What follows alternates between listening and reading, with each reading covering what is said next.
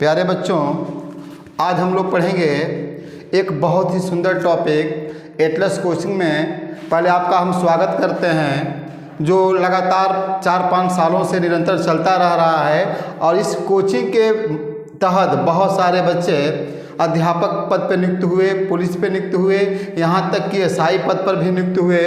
तो आज हम आपको एक बहुत ही सुंदर टॉपिक संधि के बारे में बताएंगे कि संधि होता क्या है। आइए देखते हैं संधि। यहाँ देखिए, संधि का मतलब होता है मेल। अगर मेल की बात करें यहाँ पर तो मेल दो तरह का होता है। पहला मेल होता है दोस्ती का, जिसे हम साहित्य में कहते हैं मित्रता और व्याकरण में कहते हैं मेल। यानी दो तरह का मेल होता है। तो अगर हम साहित्य की बात करें तो उसमें मित्रता का अर्थ होता है संधि का मतलब, और वही व्याकरण में जब आते हैं तो वहाँ मेल हो जाता है। तो यहाँ मेल होता है दो ध्वनियों का। ध्वनियों का मतलब जैसे अ हो गया और फिर एक और अ हो गया, यानी दो जब ध्वनियाँ आपस में मिलती हैं तो वहाँ पे आ का निर्माण होता है। तो इस तरह का मेल होता है संधि में। और समास में भी मेल होता है, लेकिन पद का मेल होता है। एक मेल और होता है जिसे हम कहते हैं वर्णों का मेल। तो वर्णों का मेल होता है आपका वर्ण विच्छेद में। तो इस तरह की तीन चीज़ें यहाँ दिखने को मिलती हैं संधि में। तो मुख्य रूप से पहले हम संधि की बात करेंगे। तो पहले ये सीखते हैं कि संधि का निर्माण हुआ किससे है। तो संधि का निर्माण देखते हैं यहाँ पर। तो हमने क्या देखा कि संधि का मतलब मेल। तो यहाँ मेल करेंगे हम किसका? दो ध्वनियों का मेल करेंगे। अब आते हैं मुख्य चीज पे, इस पे कि इसका मुख्य फोकस क्या होता है, यानी मुख्य बिंदु क्या होता है। अगर ये हम सीख लेते हैं तो हमें कोई दिक्कत नहीं होती है संधि सीखने में। तो संधि का निर्माण हुआ है किससे? हमारे स्वर और व्यंजन से, स्वर प्लस व्यंजन। तो यहाँ देखिएगा आप, क्योंकि संधि जो होती है मुख्य रूप से तीन होती है। पहला होता है स्वर संधि, दूसरा होता है व्यंजन संधि और तीसरा होता है विसर्ग संधि। तो विसर्ग के लिए हम क्या करते हैं, यहाँ देख लेते हैं अंग और अह। तो ये अंग और अह जो होता है विसर्ग का निर्माण करता है, और बाकी स्वर जो होता है स्वर संधि का निर्माण करता है, और व्यंजन जो होता है व्यंजन संधि का निर्माण करता है। हमें अलग से कुछ सीखने की ज़रूरत नहीं। अगर हमें स्वर और व्यंजन का ज्ञान है तो हमें संधि अपने आप आ जाएगी। तो आइए तरीका देखते हैं इसका सीखने का कैसे। सबसे पहले हम क्या करेंगे, स्वर संधि की तरफ आने से पहले इसकी परिभाषा देखेंगे कि आखिर ये स्वर संधि की परिभाषा होती क्या है। तो लिखते हैं कि दो स्वरों के मेल को, दो स्वरों के मेल को स्वर संधि कहते हैं, स्वर संधि कहते हैं। कह रहा है कि दो स्वरों के मेल को। तो दो तरह के स्वर होते हैं, एक सामान्य स्वर होता है और एक विशेष स्वर होता है। तो सामान्य स्वर की बात करें तो सामान्य स्वर में क्या होता है, जैसे अपने ही परिवार के साथ लड़े, अ के साथ आ लड़े, छोटी के साथ बड़ी लड़े और छोटाऊ के साथ बड़ाऊ लड़े, इसे कहते हैं सामान्य स्वर। लेकिन जब विशेष की बात करते हैं तो अगर अ ई के साथ लड़ जाए या आ बड़ी के साथ लड़ जाए या बड़ाऊ के साथ लड़ जाए तो ये विशेष स्वर होता है। तो अगर अपने परिवार के साथ लड़ता है तो यहाँ दीर्घ संधि बन जाता है, और अगर विपरीत स्वर के साथ लड़ता है तो वहाँ गुण संधि बन जाता है। ये तरीका होता है अपने दोनों स्वरों को आपस में मिलाने का।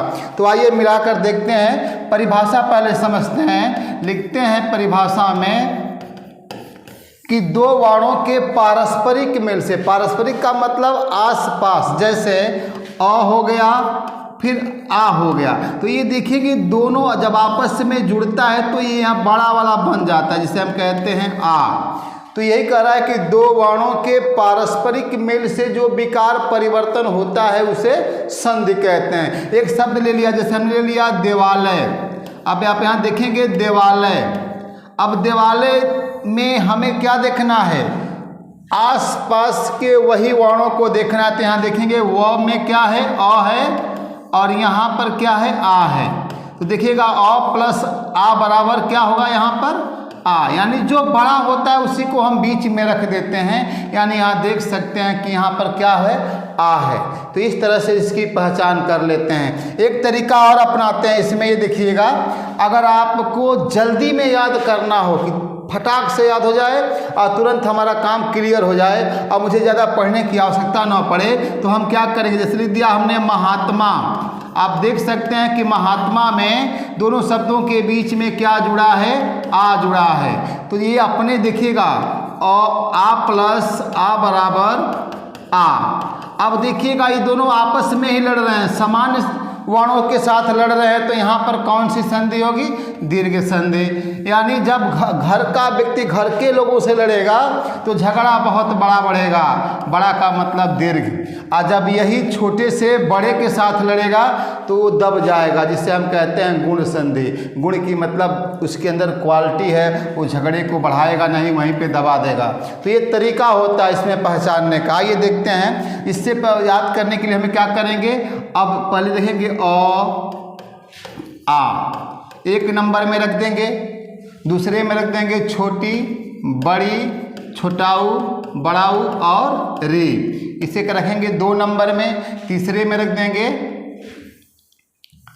तीसरे में रखेंगे हम, नहीं बढ़ रहा है सर इधर, हाँ, तीसरे में रख देंगे ए, ऐ, ओ, औ। अब देखिए संधि क्या है, उल्टा पुल्टा, यानी इधर का उधर और इधर का उधर। नारद जी क्या करते थे, इधर की लकड़ी उधर लगाऊं यही मेरा काम। तो संधि में हमको यही करना है। अब देखिएगा, इसके साथ जब इसका मेल होगा तो यहाँ होगा गुण संधि।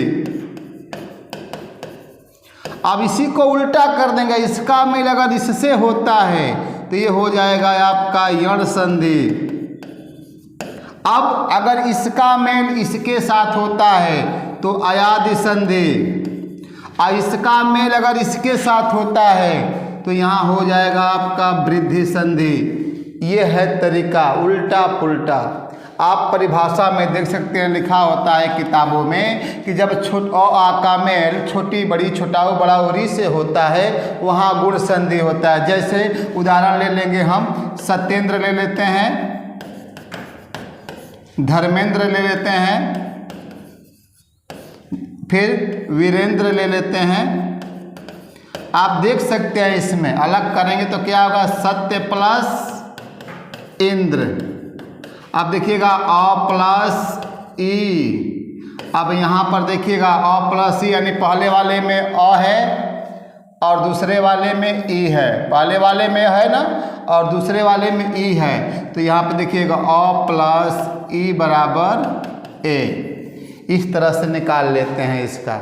ये वीडियो अगर आपको अच्छा लगा हो तो आगे कोचिंग में संपर्क करें और कोचिंग में अपना स्थान स्थापित करके आगे पढ़ने के लिए प्रेरित हों। धन्यवाद।